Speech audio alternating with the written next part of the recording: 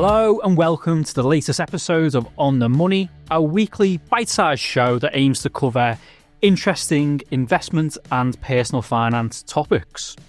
Before we get started, I'd like to ask you a favour. If you regularly listen to the podcast and you like what we do, then please let us know by giving the podcast a rating or a review on wherever you listen to On the Money. Those ratings and reviews are really important as they help to grow our audience, so I'd really appreciate it if you don't mind doing that for us. So let's get to it. In this episode, we're going to focus on tips and tricks to help people that are looking to get their personal finances into shape or improve their personal finances at the start of 2025.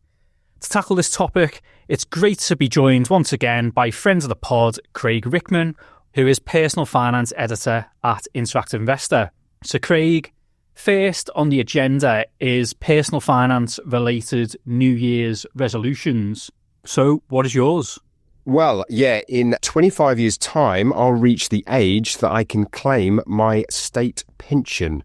So that has sort of sharpened my focus for retirement planning. You know, I'm well aware that 25 years is still a long time, so plenty of time to save and invest so that I've got enough money to live comfortably in later life. But also at the same time, I'm equally aware that the money that I save now will gain the most benefit from compound returns. So yeah, I guess my main focus this year is a sort of midlife pension MOT. So what's yours then, Kyle? Well, first, I think yours is very sensible. I think a lot of people, late 30s, early 40s will be thinking exactly the same as you. For myself, over the past year to 18 months, we paused our junior ISA contributions for our two children. The reason why we did that was because we developed on our property, we did an extension, so we ploughed all our savings into that and all our focus into that. So during that time, we did take the decision to stop paying into junior ISAs. So we're going to be looking to resume those this year and potentially increase the contributions to try and make up for the fact that we paused and there's potential shortfall in doing that. So, Craig, let's next talk about interest rates. Obviously, interest rates are very key to people's personal finances. And as we've mentioned on the podcast before, interest rate expectations can change very quickly. And last year was a very good example of that, as at the start of 2024, a lot of commentators were expecting more interest rate cuts than actually happened. And at the start of 2025, the Bank of England may be over-optimistic about the amount of rate cuts it's expecting this year. The Bank of England's forecast is that there's going to be 4 interest rate cuts in 2025, and that would take the base rate down to at least 3.75%. However, key to whether that happens is what the rate of inflation is. And there is a risk that inflation reaches higher levels than the Bank of England expects due to the possibility of the tax increases that were announced in the budget 2 months ago, which means that from April, employers are going to have to pay more in national insurance contributions. This could lead to higher inflation as, to make up for the gap between what they were paying now and the higher amount they're going to pay in the future, then companies may increase the prices for their products or services. We're going to have to wait and see on that one. Have you got anything further to add, Craig, on interest rate expectations for this year? Yeah, so I've seen a bit of a mixed picture in terms of the forecast. So some analysts have sort of said that they think there'll be a couple. Others reckon there could be 4, maybe even 5. So it's pretty disparate. But I think, like you say, it'll be driven by the data. So yeah, inflation, the jobs market, the economy, also what Trump decides to do in the US could have a bearing as well. So interestingly, the rate setters, the Monetary Policy Committee, meets for the first time this year on the 6th of Feb. So it'll be interesting to see what happens. The market still thinks there's more chance of a rate cut than not. But, in terms of inflation, we'll get we'll get December's figures next Wednesday. So they'll be released. So we'll have an idea of what inflation did towards the end of last year. It had been going up, as we're sort of aware of. So it'll be interesting to see if that trend has continued. But yeah, on the 6th of February, we'll get the first rate cut decision of 2025. So by the time you listen to this podcast, you'll know what those inflation figures are, as this podcast getting published on the 16th of January, and those inflation figures will be the day before that. I think, when it comes to your personal finances, there are a lot of things that people can control, but then there are other things that you simply can't. And interest rates are something that you can't control, unless, of course, you're one of the 9 members on the Bank of England's Monetary Policy Committee. And for borrowers that are on fixed rate mortgage deals, the interest rate that the Bank of England has set by the time you need to renew that mortgage deal, it's simply pot luck what that interest rate's going to be. I mean, from my perspective and my partners, we've been fortunate because we've been on a 5-year fixed rate mortgage deal to around 1.8%. But the first part of the mortgage is split into 2 because we had to port the mortgage from the previous mortgage when we moved house. It's up for renewal this summer.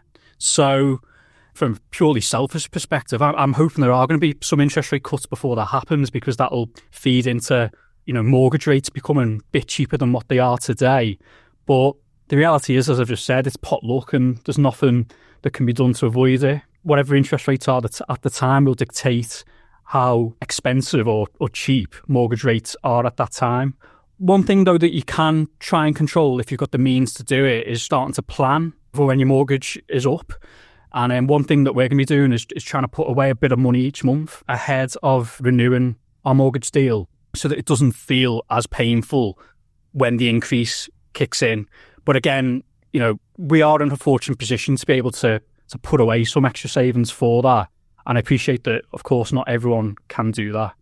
Craig, let's now focus on other things that people can control. So as a starting point for someone who's looking to improve their personal finances, how would you suggest that they get the ball rolling?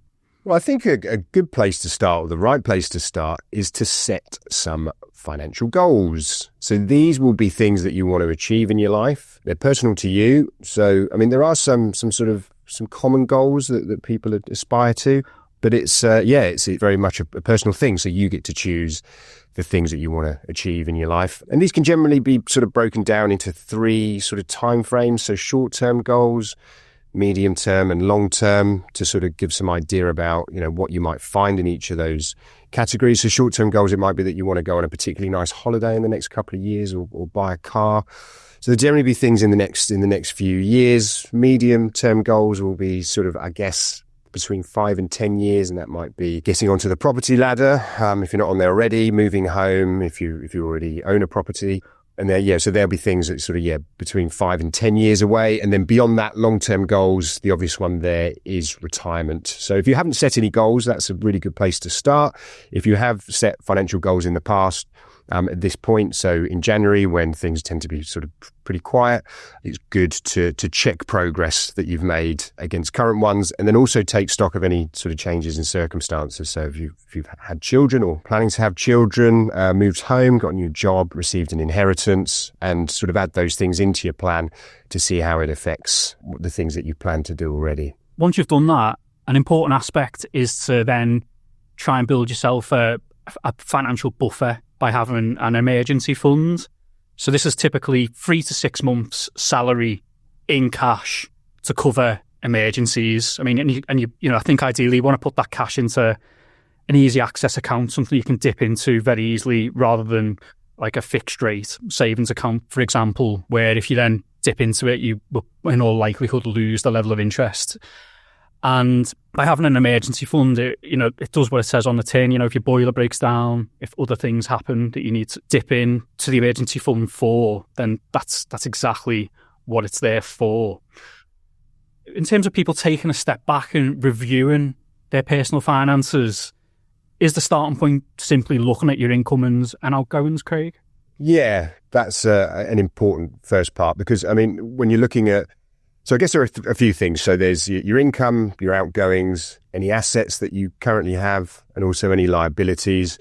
Because I think that's another thing, before you start to sort of save and invest for your future, I think that, emergency fund is a really important part of it. Another thing is to look at any debts, particularly any short-term high-interest debts that you may have. The temptation could be to use any disposable income that you've got after you've assessed your sort of income and expenditure, to use that to invest for your long-term future. But if you've got high-interest debts, so like credit cards and store cards, then in many cases it can make more sense to pay those down first. But yeah, looking at your income and expenditure is important. And sort of particularly this time of year, because we're just coming up to sort of the season of pay rises and bonuses. So it's important to factor that in as well, sort of going back to the changes in circumstances thing. But I think, a useful starting point is to just sort of write down sort of your income and expenditure, then also anything that you own and anything that you owe, just so you've got a clear view of where you are right now. And then, going back to sort of setting goals, you look at where you are now, where you want to get to, and then the plan is to work out what you need to do to get there. Let's now move on to pensions and investments. So let's firstly deal with pensions. So I think as a starting point, the first step is to make sure that you know exactly how many pensions you have and that you've got all of the right paperwork and login details for each. Of course, these days, it's very rare that someone has a job for life. Most people tend to have multiple jobs throughout their careers. I think the last figures I saw on it suggested that most people nowadays switch jobs potentially 10, 11, 12 times throughout their careers. And because of that, it's very easy to lose track of your pensions. And also, it's very easy to lose track of your pensions if you move home and you don't update your pension providers with your new address. So, one way to track down pensions is to contact former HR departments, or alternatively, you can try the government's free pension tracing service. What you need for this is just simply the names and addresses of your former employers and your national insurance number to get started. And then I think once pensions are tracked down, one thing I would look to do is to look at what pension funds you're invested in and whether at the time you made the investment decisions with regards to how you're investing your pension. If you've not made a decision, you'll be in a default pension fund. It's worth taking a very close look at this because it might not be appropriate for your level of risk or your age. So, I've seen instances where people in their 20s or 30s are put into default pension funds that are multi-asset funds that have, around 40 to 60% in shares, given that, you've got a really long investment time horizon at that age. Arguably, you could take a lot more investment risk and have more exposure to equities rather than having a mixture of shares and bonds. So I'd take a close look at that. And then I'd also consider consolidating pensions as well. I think, one of the benefits of consolidating pensions is it can lower your costs for saving for retirement. And also it can just give you a greater focus with your pensions. You having it all in one place makes it a lot easier to track and engage with your investments rather than having multiple pension pots spread everywhere. What are your thoughts on those points I've made, Craig? Anything further to add? Really, really good points. I think January is a good time to look at your sort of full year pension planning. Particularly if you've, like you mentioned, if you've changed jobs to sort of gain a better understanding about the pension scheme of your new employer. So looking at, like you say, the funds, also to look and find out how much they're prepared to pay into a pension for you. And under auto-enrollment rules, your employer, as long as you pay 5% of your salary into a pension, your employer must pay 3%, but some will offer to pay more than that. You might have to match them, but it can be a really useful thing to do. It's effectively free money. So there's that aspect, but then, the consolidation piece as well can make things so much easier to manage. It can be a little bit of a chore, to be honest, to get these things together, but it's one that's worth it. And I think you often find that in life, don't you? The things that can be a bit of a chore every now and then, once you've finished it, it can have a big impact. And doing that with your pensions can have a really big impact on your future. There are a few things to watch out for. So if you're sort of bringing sort of several pensions into one or transferring pensions, you need to just watch out for any valuable guarantees that are held within your existing plans. So make sure you check those first. And in terms of reviewing investments, the start of a year is a good time to do this, particularly given there's a couple of months before the end of the tax year. So you've got a couple of months to make as much use of the tax allowances as possible, the ISA allowance and the SIP allowance. And also it's a good time to look back at, how your investments performed in the previous year in 2024 and potentially make changes to them. In terms of looking at investments, Craig, what would you say are the main starting points? What should people be considering? So I think if you've got existing investments, at least once a year, it makes sense to review what you've got.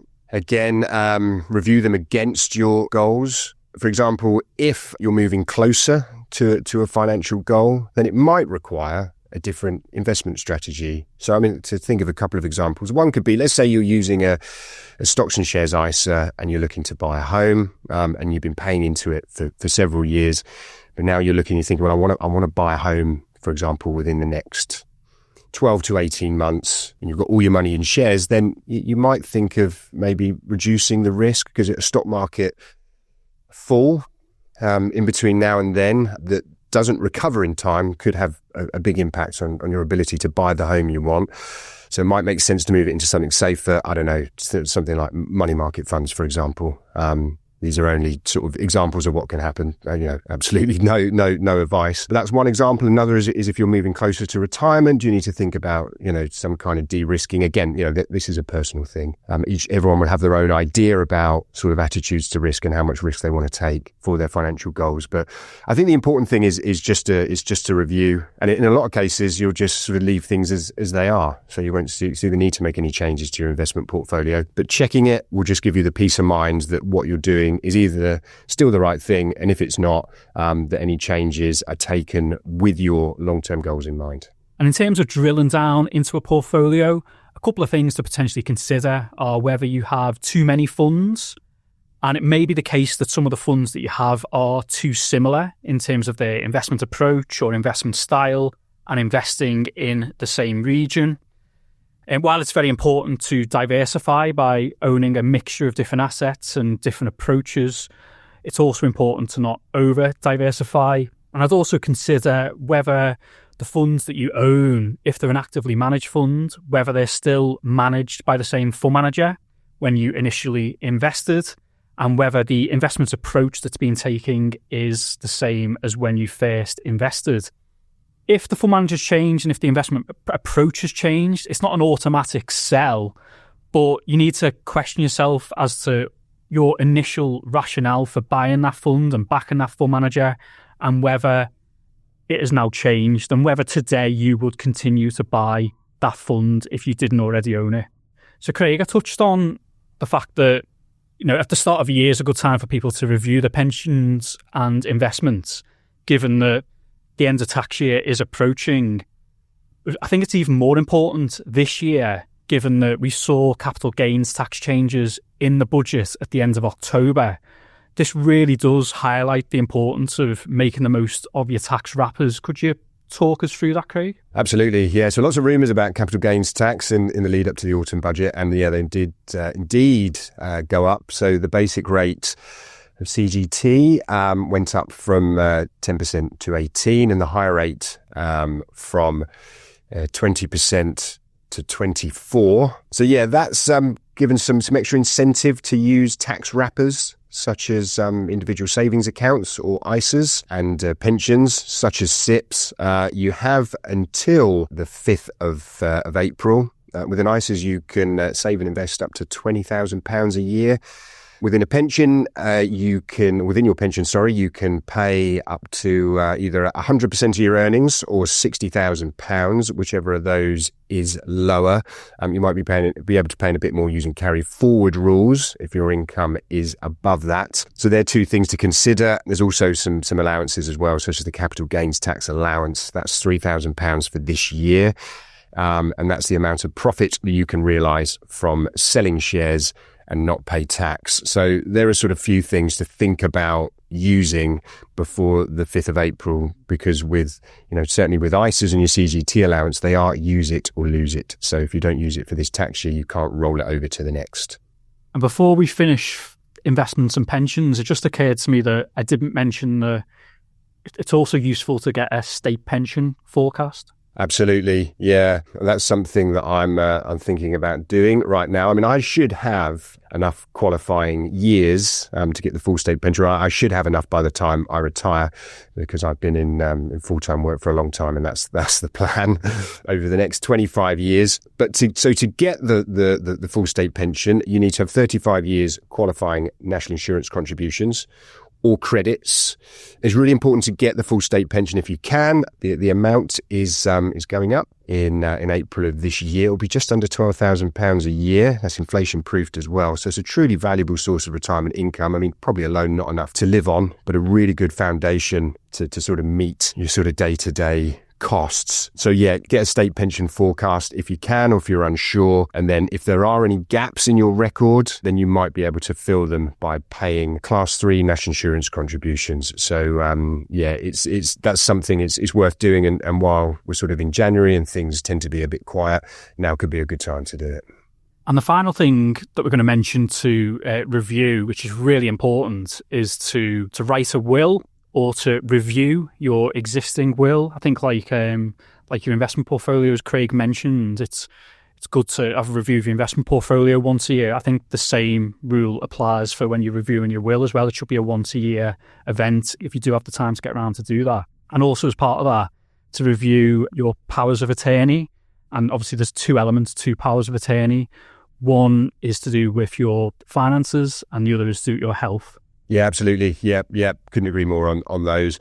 I mean, in a lot of cases, when you're reviewing your will, nothing drastic has changed and things just carry on as they are. But it's, again, with anything to do with your personal finances, it's just good just to look at it regularly. So you know that, I mean, particularly with a will, and also because of the looming IHT change with pensions from April 2027, any unspent pensions will form part of the estate and so could be taxed at 40%. That isn't the case at the moment. So pensions are exempt from inheritance tax. So particularly with that change in mind, there is a consultation running at the moment from the government, and hopefully we'll find out more about that change later this year, particularly around how it will work, the types of pensions that will be included. But sort of going back to the sort of general planning of your personal finances, it just sort of emphasises the importance of looking at your will and sort of other things around the kind of legal side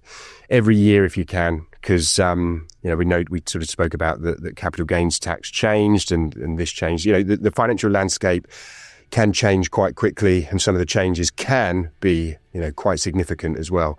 So review your will, review other things that are going on in your finances, and that can set you up for the rest of 2025. Well, thanks to Craig, and thank you for listening to this episode of On the Money.